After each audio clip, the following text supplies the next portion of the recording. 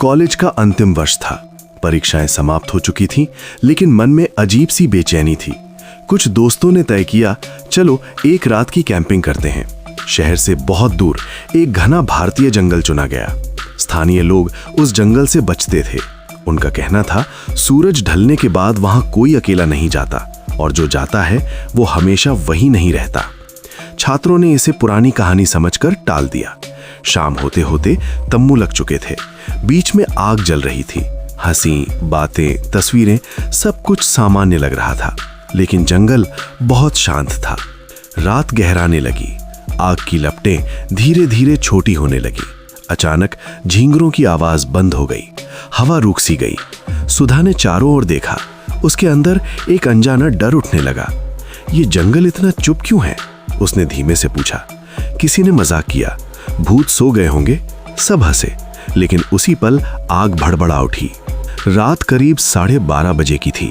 सुधा को प्यास लगी। पानी की बोतल खत्म हो चुकी थी।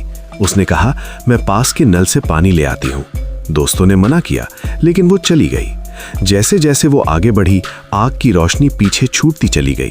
पेड़ घने होते गए, रास्ता संकरा होता गया। तभी उसने किसी को खड़ा देखा। पहली झलक एक लड़की, फटे हुए बंजारी कपड़े, खुले उलझे बाल, नंगे पैर। वो आग के पास खड़ी थी, लेकिन आग उसे जला नहीं रही थी। सुधा की सांस अटक गई। कौन हो तुम? उसने कांपती आवाज में पूछा। लड़की ने धीरे से अपना हाथ उठाया।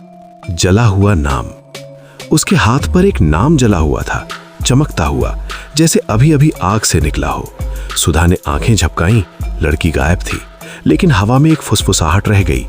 नाम ही पहचान होता है। अगली सुबह एक बूढ़ा आदमी कैंप के पास आया। उसने सुधा को देखा और कहा, तुमने उसे देख लिया है। सुधा सन्न रह गई। बूढ़े ने कहानी सुनाई। सैकड़ों साल पहले, बहुत पहले, इसी जंगल के पास एक बंजारी कबीला रहता था। कबीले की लड़की धारा और गांव का युवक वीर, दोनों एक दूसरे से सच्चा प्रेम करते थे, लेकिन समाज को यह प्रेम स्वीकार नहीं था। समाज की क्रूरता, कबीले और गांव के लोगों ने दोनों को अलग कर दिया। उन्हें जंगल में अकेला छोड़ दिया गया, ताकि वे भूख और डर से मर जाएं। मृत्यु के सामने दोनों ने हार नहीं मानी।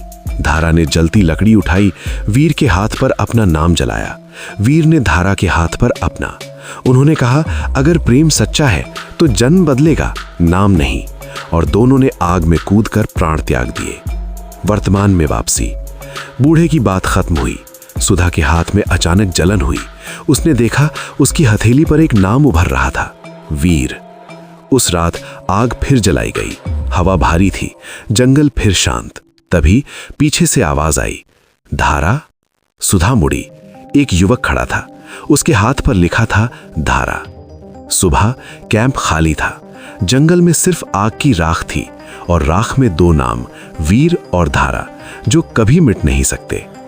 प्रेम को मारा जा सकता है, लेकिन उसकी पहचान को नहीं। अगर मेरी कहानी आपको अच्छी लगी हो तो कृपया इस वीडियो को लाइक करें और हमारे चैनल को सब्सक्राइब करें।